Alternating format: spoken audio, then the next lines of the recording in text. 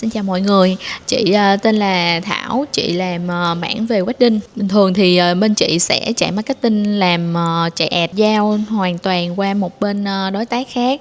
Thì sau khi vài năm mà mình làm á, thì mình cảm thấy là khi mà mình làm chủ doanh nghiệp thì mình chưa có thực sự hiểu về marketing lắm. Chị muốn tìm hiểu hơn về marketing cũng như là cái AI hiện tại là đang có những cái mới, cho nên là chị muốn học thêm từ thầy. Thì sau khi mà chị học 2 ngày thì chị cảm thấy là thầy có quá nhiều kiến thức để cho mình có thể là theo thầy nhiều khóa học khác nữa.